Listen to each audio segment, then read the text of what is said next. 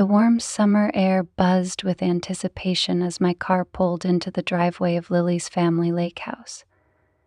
It had been years since I'd seen her, and the excitement of reconnecting with my best friend outweighed the unease I felt about spending a weekend surrounded by people I didn't know well. Her family. The house was a sprawling wooden structure perched at the edge of a serene lake. The golden hues of the sunset reflected off the water, giving the scene a picturesque glow that made my nerves settle, if only slightly. I grabbed my bag and stepped out, the crunch of gravel under my sandals immediately swallowed by the quiet hum of nature. "Samantha!" Lily's voice rang out from the front porch, as bright and familiar as ever. She bounded down the steps and enveloped me in a warm hug, her golden hair smelling faintly of lavender. "Lily," I grinned, squeezing her back. It was like no time had passed, despite the years that had stretched between us since college. "You're finally here," she said, pulling back to look at me. "You look amazing. Grown up, you know. 30 looks good on you." "Speak for yourself," I quipped. "You look like you just stepped out of a magazine." We laughed, falling into the easy rhythm that had always defined our friendship. She led me inside, chattering about her life, the recent promotion at work, her plans to travel to Europe, and I let the sound of her voice wash over me, a comforting balm for the unease that lingered at the edges. The house was as beautiful inside as it was outside, with its high ceilings and wide windows that let the fading sunlight spill in like liquid gold. The smell of roasted garlic and herbs wafted from the kitchen, making my stomach growl. "You're just in time for dinner," Lily said as we entered the open-plan living area. "Dad's in the kitchen finishing up. I told him you're a foodie, so he's going all out." I laughed nervously, but before I could respond, I saw him. "Robert." He turned from the stove as Lily called out, "Dad, Samantha's here." I had seen pictures of Robert before. Lily had shown me a few back in college, but they hadn't prepared me for the real thing. He was tall, with dark hair that had just a hint of silver at the temples, giving him an air of effortless sophistication. His broad shoulders filled out a casual navy button-down, and his warm brown eyes crinkled as he smiled. So you're the famous Samantha," he said, wiping his hands on a dish towel and stepping forward. "I've heard a lot about you." "All good things, I hope," I replied, extending my hand. "Of course," he said, his grip firm but not overwhelming. "Welcome to our home." Something about the way he looked at me made the air feel heavier, though I couldn't quite place it. It was subtle, just a flicker in his gaze before he let go of my hand and returned to the kitchen, but it left me feeling slightly off balance. "Let me finish up here," Robert said, turning back to the stove. "Dinner will be ready in 10 minutes. "Perfect," Lily said, grabbing my hand. "Come on, let me show you around." I followed her upstairs, grateful for the distraction. She showed me to my room, a cozy guest room with a view of the lake, and then took me on a quick tour of the house. But even as I admired the beautiful woodwork and the tasteful decor, I couldn't shake the image of Robert from my mind. There was something about him, his confidence, his charm, that lingered. At dinner, the conversation flowed easily. Robert was an excellent cook, and his roasted chicken with rosemary potatoes was so good I couldn't help but praise it. "This is incredible," I said, gesturing to my plate. "You could open a restaurant." Robert chuckled, his eyes crinkling in that way that made him seem both approachable and impossibly confident. "I'll take that as a compliment," he said. "Cooking is just a hobby, but I'm glad you're enjoying it." "Dad's being modest," Lily interjected. He's always been a genius in the kitchen. Mom used to joke that it was the only reason she married him. A brief shadow passed over Robert's face at the mention of his ex-wife, but it disappeared so quickly I wasn't sure I hadn't imagined it. He turned the conversation back to me, asking about my career and my life in the city, and I found myself relaxing under his attentive gaze. By the time dinner ended, I was full and pleasantly buzzed from the wine Robert had paired with the meal. Lily excused herself to call her boyfriend, leaving me and Robert to clear the table. "You don't have to help," he said as I stacked plates.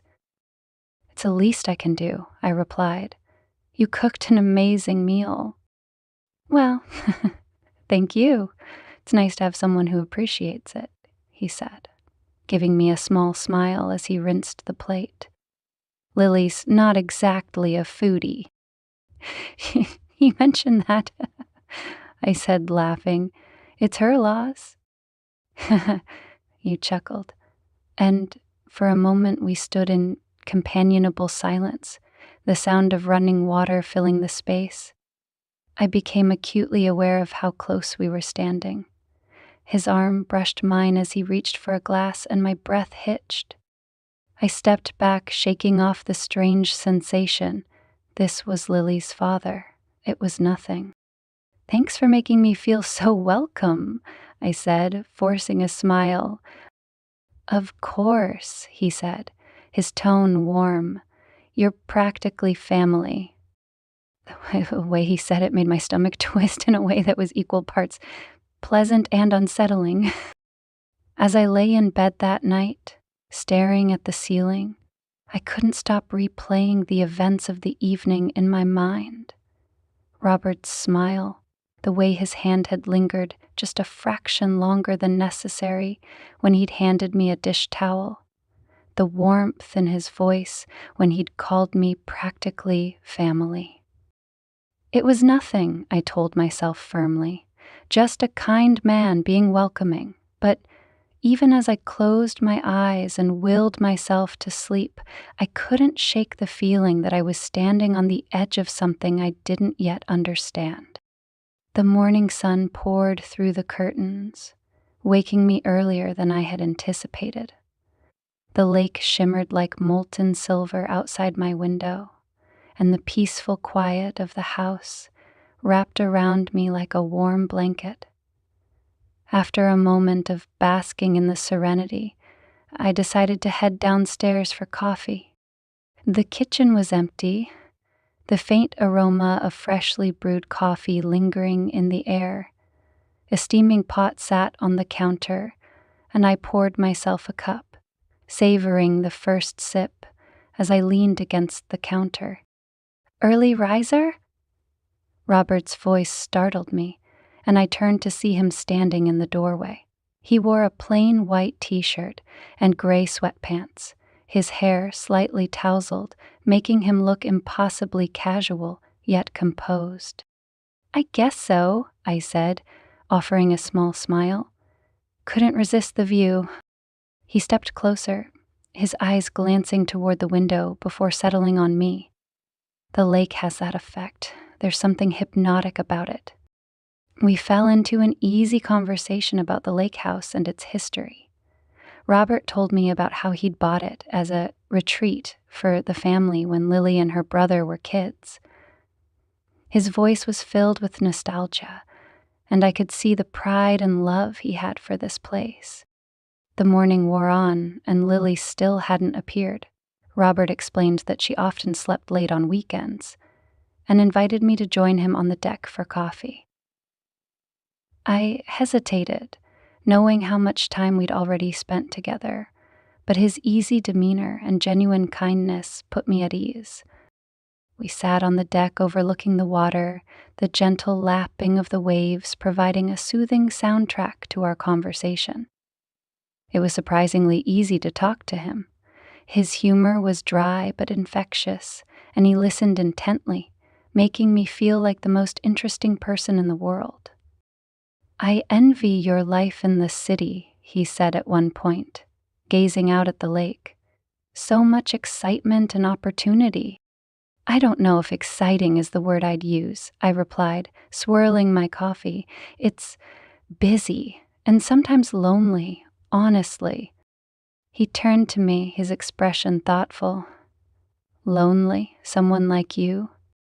I laughed softly, the sound almost bitter. You'd be surprised. It's easy to get lost in the crowd, even with people around. He nodded, his gaze piercing, yet kind. I get that. After the divorce, I spent a lot of time feeling that way, lonely, even when I wasn't alone. The vulnerability in his voice caught me off guard, and I found myself wanting to comfort him. It must have been hard, I said softly. It was, he admitted, his eyes meeting mine, but it taught me a lot about myself, about what I want and what I don't. The intensity of his gaze made my breath hitch, and I looked away, feeling the familiar weight of tension building between us. I reminded myself that this was Lily's father, a man nearly twice my age, but something about the way he spoke to me, the way he looked at me, made it impossible to ignore the spark that had begun to flicker between us. Just as the silence grew thick, the clouds above darkened, and a soft rumble of thunder rolled in the distance.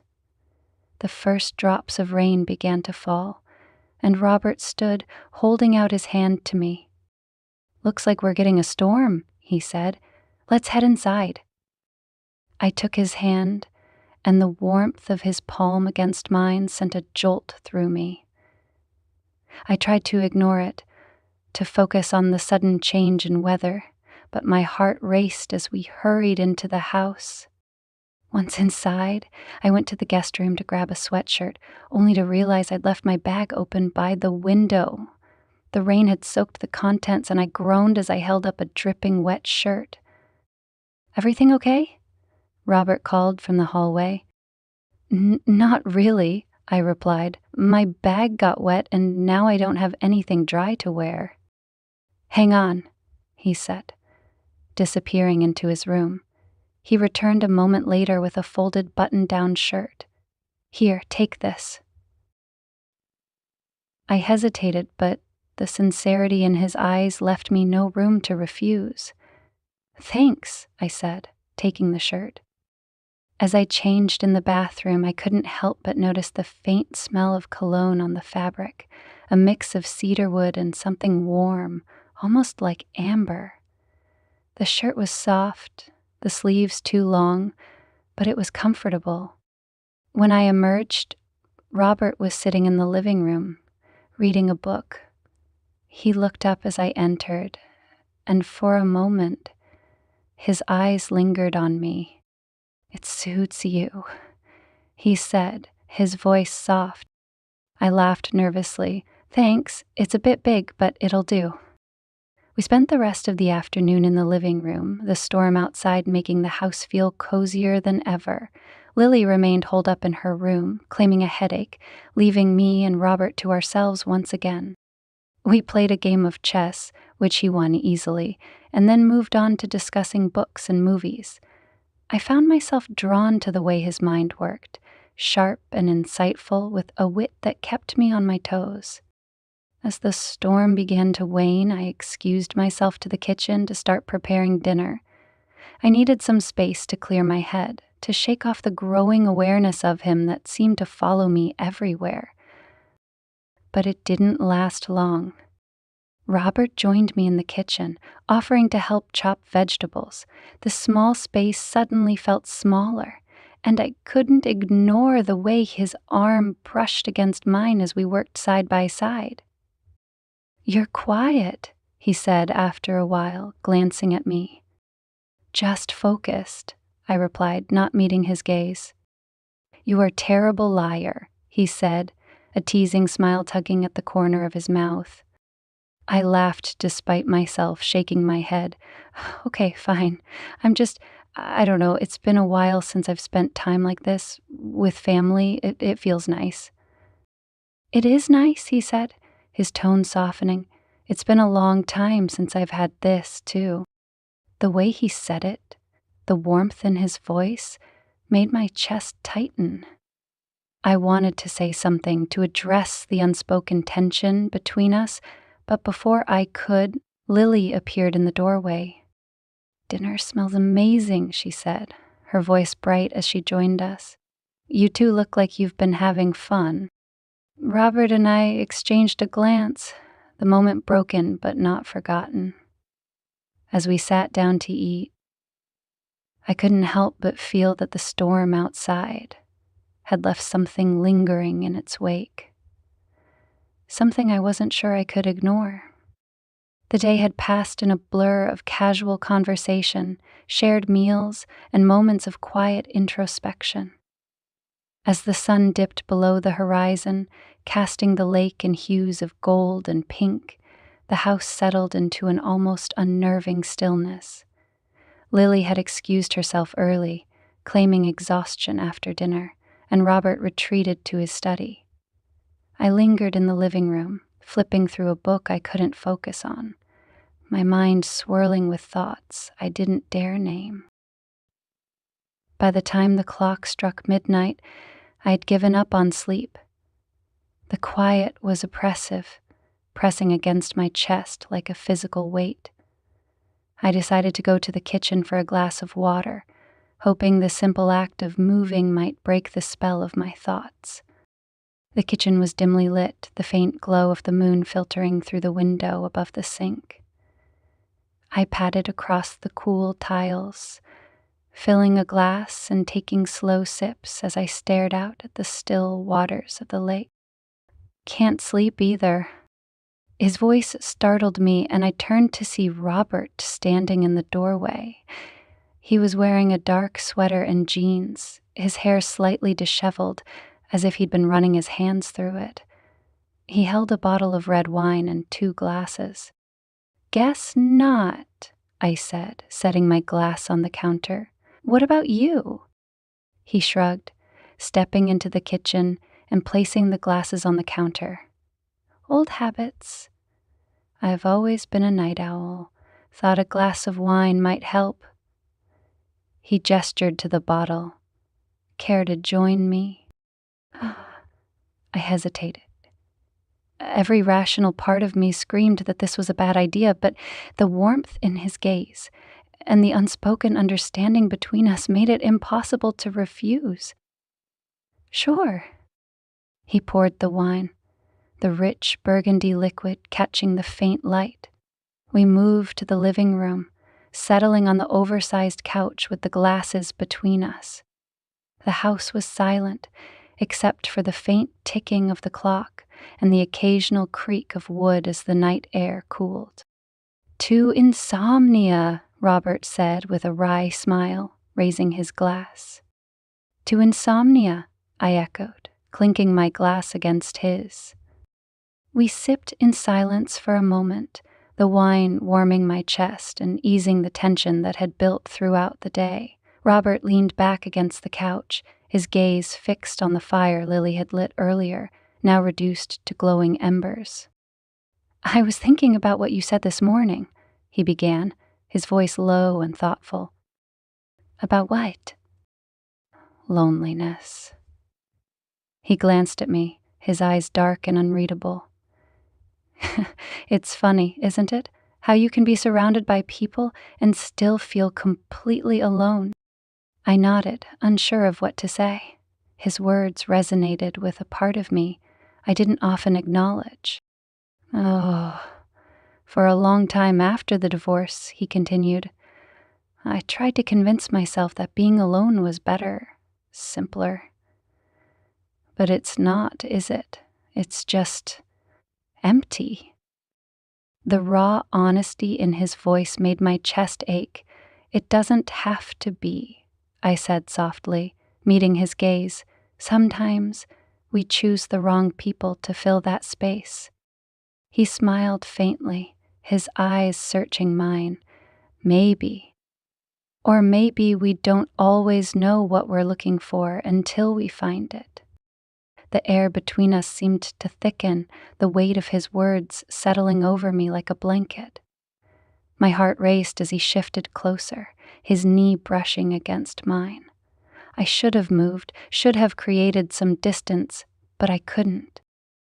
"Mata," he said, my name a whisper on his lips. I...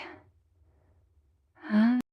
Before he could finish, I stood abruptly, my glass clinking against the coffee table as I set it down.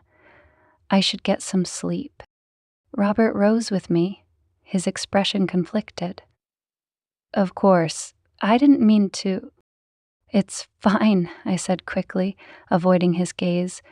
"Good night, Robert." I hurried up the stairs, my pulse pounding in my ears. When I reached my room, I closed the door and leaned against it, trying to steady my breathing. I couldn't ignore what had just happened. The unspoken connection, the way his words lingered in the air. It was as thrilling as it was terrifying. I barely slept that night, my mind replaying every moment, every glance, every word. I told myself it was nothing, a fleeting moment of vulnerability between two people who had been brought together by circumstance. But deep down, I knew it was more. The next morning, I woke to the smell of freshly brewed coffee and the sound of birds chirping outside my window. The light of day seemed to wash away the heaviness of the night, though the memory of it still lingered.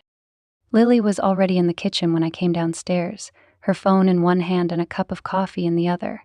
She looked up and smiled. "Morning, sleepyhead. How'd you sleep?" "Not great," I admitted, pouring myself a cup. "Too much wine, I guess." She laughed. "Dad said the same thing." He was up late too. Must have been a storm of insomniacs last night. Her words sent a fresh wave of unease through me, but I forced a smile and changed the subject. The day passed in a blur of activities: kayaking on the lake, a lazy lunch on the deck, and a walk through the woods. I avoided being alone with Robert, unsure of how to face him after what had happened. He seemed to sense my apprehension, keeping a respectful distance while still including me in conversations and activities. By the time evening rolled around, I was exhausted, but the tension that had simmered beneath the surface all day showed no signs of abating. As I sat on the deck watching the sun dip below the horizon, I couldn't shake the feeling that the storm had left something unresolved, a question that hung in the air, demanding an answer I wasn't ready to give. The next day began with an unexpected turn.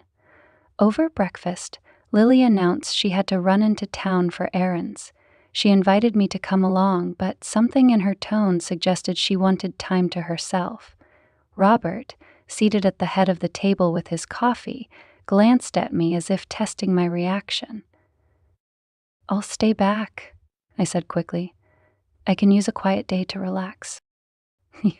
Lily grinned. "Dad can keep you company. He's always looking for an excuse to take the boat out." Robert smiled, but there was a flicker of something in his eyes.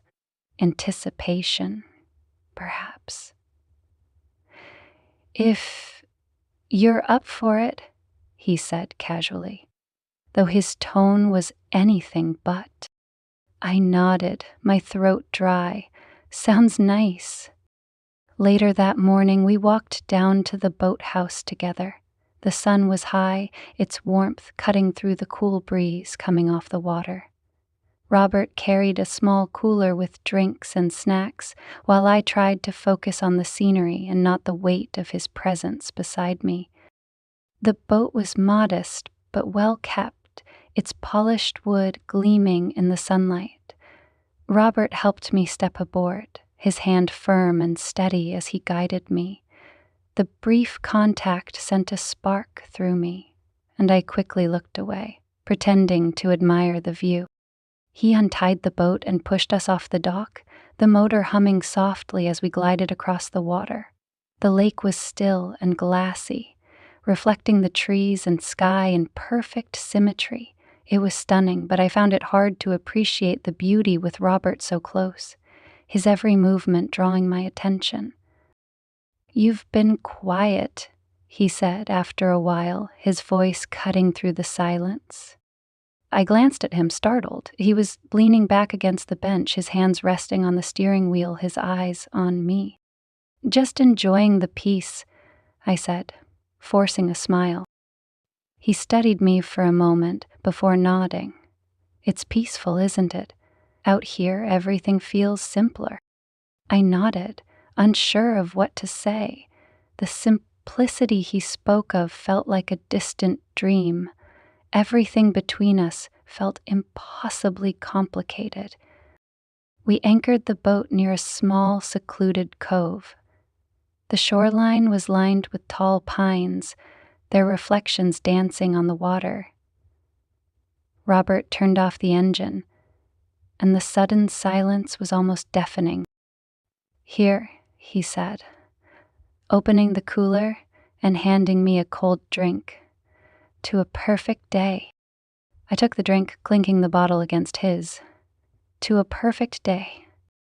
We sat in comfortable silence for a while, the gentle rocking of the boat lulling me into a strange sense of calm. But that calm shattered when I turned to find Robert watching me, his gaze steady and unguarded. "What?" I asked, my voice softer than I intended. He hesitated, as if weighing his words. "You're different than I expected." I frowned, confused. "Different how?" "You're thoughtful, kind, easy to talk to." He smiled faintly. "I guess I didn't expect Lily's best friend to be so—" He stopped, shaking his head as if to clear it. "So what?" I pressed, though I wasn't sure I wanted to know the answer. He sighed, his gaze drifting to the water. "So captivating." The word hung in the air between us, heavy and undeniable. My heart raced as I struggled to process what he'd just said, what it meant. "Robert," I began, my voice trembling, I know," he interrupted, turning back to me. "I know this is complicated, but I can't pretend I don't feel it. Can you?" His eyes searched mine, and I felt myself faltering. I wanted to deny it, to tell him he was wrong, but I couldn't. The truth was there, glaring and undeniable, no matter how much I wanted to ignore it. "I don't know," I whispered, my voice barely audible over the lapping of the water. He reached out, his fingers brushing against mine. The touch was light, tentative, but it sent a jolt through me, igniting something I couldn't contain. Before I could stop myself, I closed the distance between us, our lips meeting in a kiss that was both hesitant and fervent. The world seemed to tilt on its axis, the weight of the moment pressing down on me as his hands cupped my face, his touch both gentle and insistent. The kiss deepened, and for a brief, dizzying moment, everything else fell away. The lake, Lily, the consequences of what we were doing.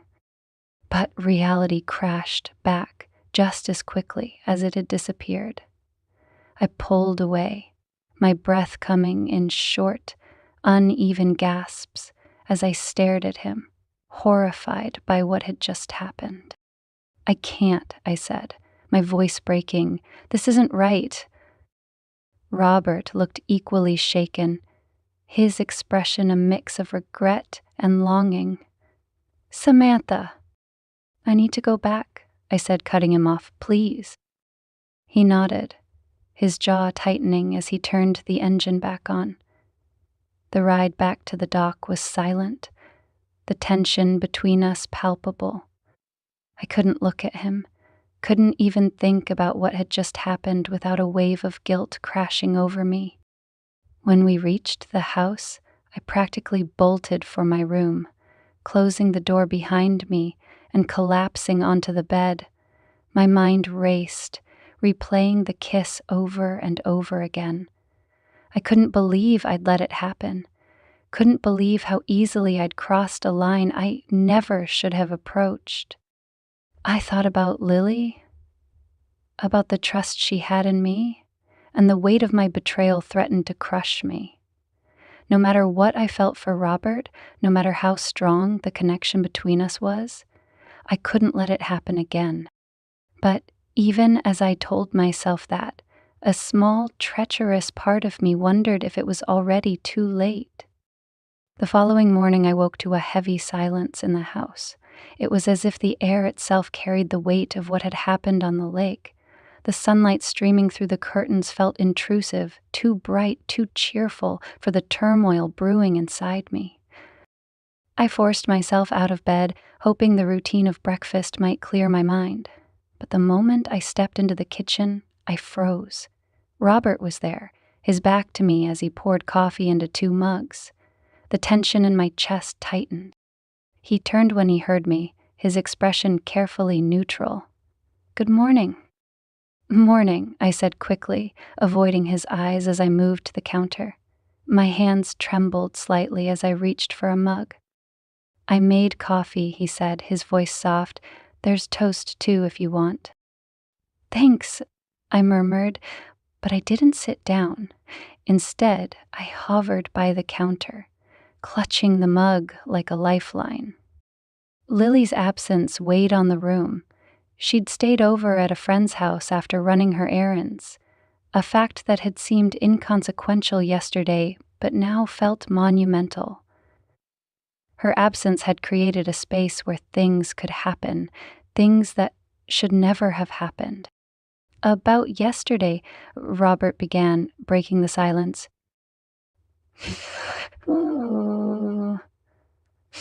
I flinched, gripping the mug tighter. We don't need to talk about it." He frowned, stepping closer. "Samantha, we can't just ignore." "Yes, we can," I interrupted, my voice sharper than I intended. "It was a mistake, a moment of weakness, but it can't happen again." He looked at me for a long moment, his jaw tight. "I'm sorry if I made you uncomfortable. That wasn't my intention." "You didn't," I admitted quietly. "That's the problem." His eyes softened, and for a moment I thought he might reach for me, but he stopped himself, his hand falling to his side. "I won't push, Samantha. But I think you know this isn't just a fleeting thing." I shook my head, my throat tightening. "It doesn't matter what it is, it's wrong." Before he could respond, the front door slammed, and Lily's voice rang out. "Morning, sleepyheads," she called, bounding into the kitchen with her usual energy. She froze when she saw us, her gaze flicking between me and Robert. "Am I interrupting something?" "No," I said quickly, forcing a smile. "Just grabbing coffee." Robert cleared his throat, stepping back. "I was about to head out to the garden. The tomatoes need some attention." He left without another word, leaving me alone with Lily. She raised an eyebrow, her lips quirking into a teasing smile. "Awkward much?"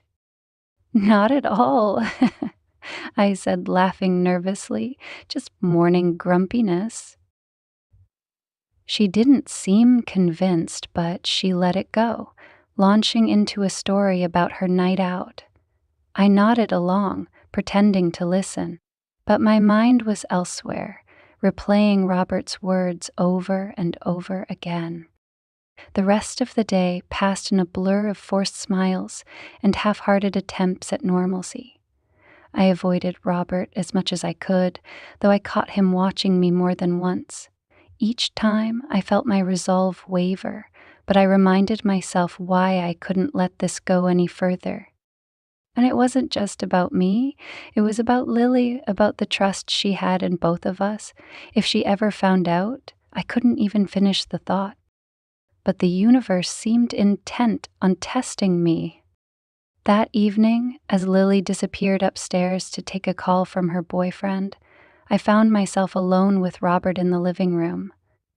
He was reading a book, or at least pretending to, while I scrolled aimlessly on my phone. The silence between us was charged, every second feeling like an eternity. "I meant what I said," he said, suddenly breaking the silence. "I won't push, but I can't pretend I don't care about you." "Robert," I began, but he shook his head. "I know," he said. "I know it's complicated, but I can't just turn off how I feel." I stared at him, my heart pounding. Part of me wanted to tell him to stop, to remind him how much was at stake, but another part of me, the part I hated, wanted to close the distance between us, to give in to the pull I felt every time he was near. "I need some air," I said abruptly, standing and heading for the door. The cool night air hit me like a slap, and I breathed deeply, trying to steady myself. The lake stretched out before me, dark and still, its surface broken only by the faint ripples of the breeze. I walked to the edge of the dock and sat down, hugging my knees to my chest. I heard him approach before he spoke, his footsteps soft on the wooden planks. He sat down beside me, leaving a careful distance between us. "You're torturing yourself," he said quietly. I didn't respond, staring out at the water. "I know this isn't easy," he continued. "I know it's messy and complicated, but sometimes the things that matter most are the hardest to figure out." I turned to him, my eyes burning with unshed tears. "It's not just about us, Robert. It's about Lily, about what this would do to her." He nodded, his expression pained. "I know. And I hate that I'm putting you in this position, but Samantha, I can't pretend you don't matter to me." His words broke something in me, and before I could stop myself, I reached for his hand. He held it gently, his thumb brushing over my knuckles. "I don't know what to do," I admitted, my voice barely above a whisper. "We'll figure it out," he said, his voice steady. "One step at a time." We sat there in silence, the weight of our situation pressing down on us like the night itself. For the first time in days, I felt a flicker of clarity, though it was fragile and fleeting. Whatever happened next, I knew there was no turning back. The next morning arrived with a heaviness that mirrored the overcast sky. The house felt smaller somehow, its walls pressing in on me as the weight of the past few days threatened to crush me. I avoided the kitchen, the living room, and anywhere Robert might be. I needed space to think, but even the quiet of my room offered little relief. As I sat on the edge of the bed, staring at my packed suitcase, a soft knock at the door startled me. I knew who it was before I even opened it. Robert stood there, his expression solemn but composed. "Can we talk?" he asked softly. I hesitated, glancing over my shoulder as if Lily might materialize out of thin air. But she was upstairs, engrossed in a video call with her boyfriend. Still, every nerve in my body screamed that this conversation was a bad idea. "Fine," I said, stepping into the hallway and closing the door behind me. "But not here." We walked outside, the cool morning air prickling my skin as we headed toward the dock. The lake was shrouded in mist, its usual calmness now eerie and uncertain, much like how I felt inside. Robert stopped at the edge of the dock, his hands stuffed into his pockets as he stared out at the water. "You're leaving," he said, not as a question but a statement. "Yes," I said, my voice firm despite the lump in my throat. "It's for the best." He nodded slowly, as if he had expected this but was still coming to terms with it. "I don't want to make this harder for you, Samantha, but I need you to know that I meant every word I said. You're special to me, more than I can put into words. I closed my eyes, the ache in my chest almost unbearable. Robert, this isn't just about you and me. It's about Lily. She's my best friend, and I can't. My voice cracked, and I swallowed hard before continuing. I can't hurt her like that. I understand, he said, his voice heavy with resignation, but that doesn't make it any easier. No, I agreed, tears stinging my eyes. It doesn't. For a long moment, neither of us spoke. The only sound was the gentle lapping of the water against the dock. I wanted to say something more, to explain how conflicted I felt, but no word seemed adequate. Finally, Robert stepped closer, his hand brushing mine. I'll miss you, he said quietly. I couldn't bring myself to respond. Instead, I turned and walked away, each step feeling heavier than the last. By the time I reached the house, the tears I had been holding back spilled over, blurring my vision. Lily was waiting for me in the kitchen when I returned. She looked up from her coffee, her brow furrowed as she took in my red-rimmed eyes. You okay? She asked. I nodded, forcing a smile. Just tired. She didn't seem convinced, but she let it go. You're really leaving today? Hey, I said, my voice barely above a whisper. Thanks for having me. It's been great catching up. She smiled, though it didn't quite reach her eyes. I wish you could stay longer. Me too, I said. And I meant it. But staying wasn't an option. Not anymore. Robert didn't come to see me off. I wasn't sure if that was his choice or mine, but either way, I was grateful. The goodbyes were hard enough without having to face him again. As I drove away from the lake house, the memories of the weekend played in my mind like a movie. The laughter, the conversations, the stolen moments that had changed everything. It was a strange mix of regret and longing, a feeling I knew would linger for a long time. I thought about Lily, her trust and her kindness, and the secret I now carried, a secret I could never share. It was a betrayal I would have to live with, one that would shape the way I saw myself and my relationships moving forward. But more than anything, I thought about Robert, about the connection we had shared, fleeting and forbidden as it was. It wasn't something I could forget, no matter how much I wanted to. A few weeks later, I received a text from Lily. Dad asked about you. He said you left so suddenly he didn't get a chance to say goodbye. Everything okay?